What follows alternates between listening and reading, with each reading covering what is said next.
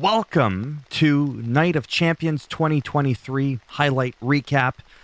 Opened up the show with Seth fucking Rollins becoming the first WWE World's Heavyweight Champion. Like with this belt, I mean. Defeating AJ Styles in a wonderful match in Jeddah. Did I pronounce that right? Saudi Arabia. And it was great.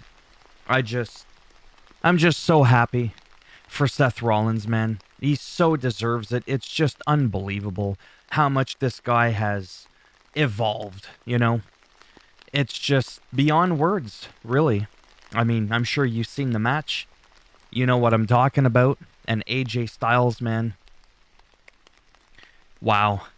Literally crazy future Hall of Famers these guys are. This was good. This I really enjoyed because I got, sometimes with all due respect, I don't always have a lot to say about, some of the female superstars. But I'm going to tell you something about Trish, which I've said before. She is spectacular, in my opinion. She looks great. She's kept in shape. And more importantly than just the looking the part, she is the part. Like, I love Lita to death, but no offense, you could tell she kind of skipped a beat, as the expression goes. If I used that correctly, Trish, man, on her A-plus game, right? And again, well, Becky's Becky. I love Becky. Love Becky Lynch, man. She's dynamite. But Trish, I always knew she had an in her, but since she's recently come back in recent history there, oh man, could she ever go? As a matter of fact, I want to finish off with stating that in my opinion, Trish will mop the floor with a good 90+% of the female roster. Or can at least hang with them. I don't care what the promotion is. Right? Like, I just don't care. Like, Dr. Britt Baker is her name from AEW, for example. Oh, man, I could see her and Trish having a good match. And then at the end with Zoe Stark, like I said from the beginning, I know she rubbed Vince Russo off the wrong way and was kind of like, eh.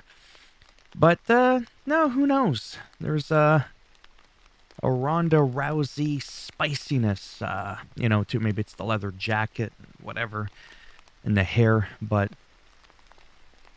I was just so proud, man, because she just did it again, and what I felt was just amazing, and I'm starting to think maybe some of the women half her age are like, shit, we need to step up our shit, because what the hell just happened there? And of course, because they're in Saudi Arabia, they had to fully, totally, cover up with the suits and all that, which I thought looked good, actually. I thought that was nothing too fancy.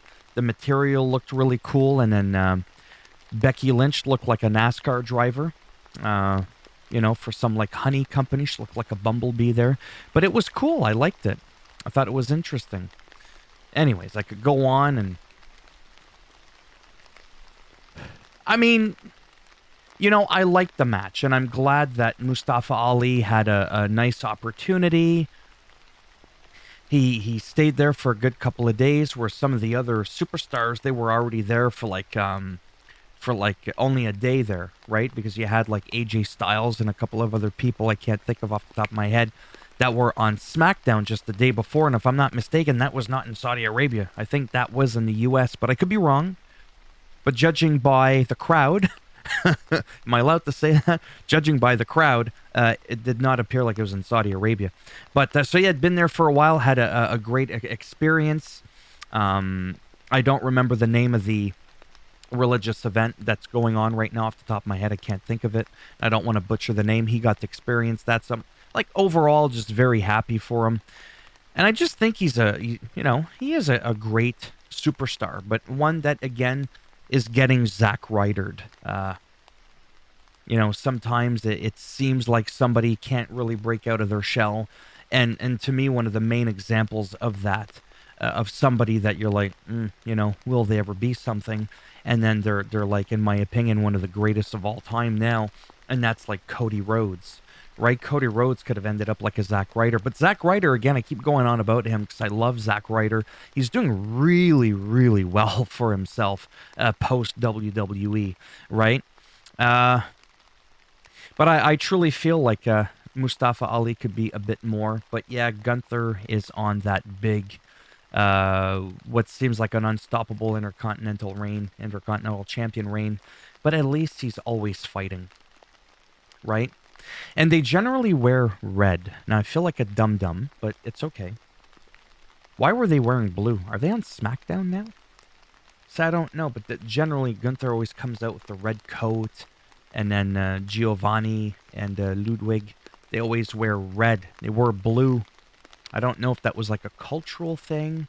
I don't know, because sometimes things are different, right? So I don't know. But all in all, I liked the match. I would have liked to have seen a little bit more showcasing of Mustafa Ali for me personally, make him look a little stronger, because I do think he's great. I really do. This made me happy. This really, really did. Like, even the screenshot here, that, to me, is just amazing. Just one of my favorites. But I really, really do like Bianca Belair, like I said in my other videos before. But for some oddball reason, I can't quite put my finger on it. Just seems like there's something missing. And I don't know what it is. But that could just be me talking crazy again. You don't always have to be super duper amazing on the microphone and all this kind of stuff to win people over and to deserve to be champion, right? But she's incredibly athletic, like Bianca Belair. Just amazing. But there was just something I couldn't quite put my finger on. And this was one of those moments where I was like, you know what, Asuka? I was like, yep, I like that. I do. I really, really do. Very happy for her. But my favorite has to be, of course, one of my favorites is still Charlotte Flair and Rhea Ripley. In a perfect world, they would both be champion, Rhea Ripley and Charlotte Flair, on separate brands. But whatever. But yeah, just all in all, again, quality of the match and all that, it was good. I really, really liked it. It's very rare for me to not like a match. It's funny because I just saw the screenshot. Speaking of Rhea Ripley, this one I hated with a passion. To me, this was the worst fucking match of the whole show, but not in the way that you think. Both competitors are great. Dom doing his thing. Rhea, her in-ring performance. Natalya, it was amazing. It was too quick. It's too quick. She's a heart. Okay? She's... excuse me, former champion. She's a badass. She was made to look like she was very inferior, and I did not like that. This did not make her come out looking strong. It made Rhea look too strong. Stronger than, okay, like we know how good she is. So I hated it. Again, not them, not the actual technicality of the match as it was going on, just how abruptly quick it ended. I'm just like, nah, I'm not buying that at all. And speaking of losing and still looking like money, like mashed potatoes with the gravy and the bacon bits on top. I mean, for me, apart from the Seth Rollins match, this to me was amazing. It really, really was. There's a few moments I had a hard time believing in some of the transitions of the moves. A little bit, not really. But it was very fluid. It was very solid. It was very believable. Brock Lesnar did win. But man, did it make Cody Rhodes look superhuman. It made him look like he was in God mode, like Roman Reigns, even though he lost. And the whole angle with the broken arm thing and the cast and just everything. I was okay with this. And the fact that, I almost forgot, Cody never tapped out. He passed out. And just that added dynamic right there, to me, it was just like, wow. Like, just wow. Really. Like, I had just as much adrenaline pumping through me watching this match than I did the AJ Seth Rollins match. Like, this was like gripping because of the whole arm and how he sold it and how he had the real pectoral tear and how he's getting thrown around. And I'm just like, I still feel like he's recovering, and you got to take it easy a little bit on him, because if you recall, like people like Edge, he was out for several years. Stone Cold Steve Austin had to completely change his style after Owen Hart's pile drived him. Was it in 97? The same year that he passed away? I can't remember, but in the mid 90s ish, around that time, and Stone Cold had to completely change his style. It could sometimes change you forever, and I'm all like, oh, I don't want anything bad to happen to Cody. He was already out for a year after coming back, and still chasing the dream, still hasn't finished his story, and all that kind of stuff. Seth Rollins got to cement his new story, but to me, this was like, wow. It was just wow. Loved it. Just everything about it. Except for a few tiny, okay, but that's just me nitpicking. This was great. I mean, now I can talk about it, eh? Again, Jimmy Uso. This time it's not Jay. Gotta make sure I don't get them mixed up there. Jay for a while was the one, that looked like he was torn, he wasn't around, and Jimmy always saying, oh, he'll come around, he'll come around. Now it's like the tables have changed. Tables have changed. And now it's almost like Jay's the one that's more submissive, more obedient, and Jimmy's like, fuck, nah. Bop!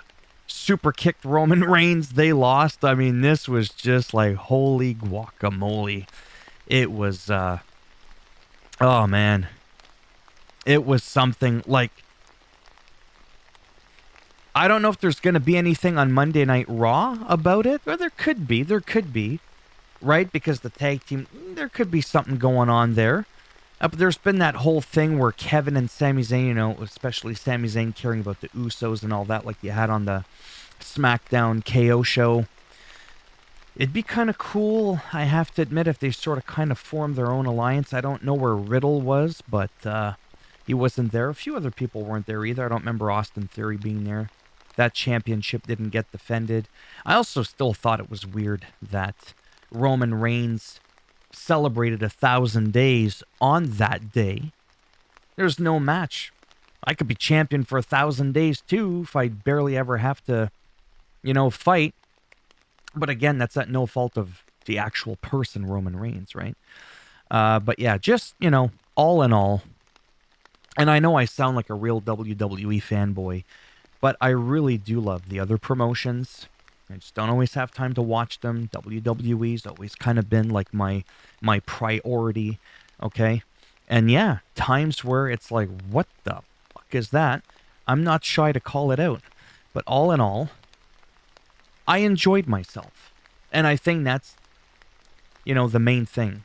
We look at the symbol for WWE, we don't see the E. The E's kind of there if you turn the W sideways. We see the WWE, the WW, but the E, which is the most important part, it's the entertainment. Is it there?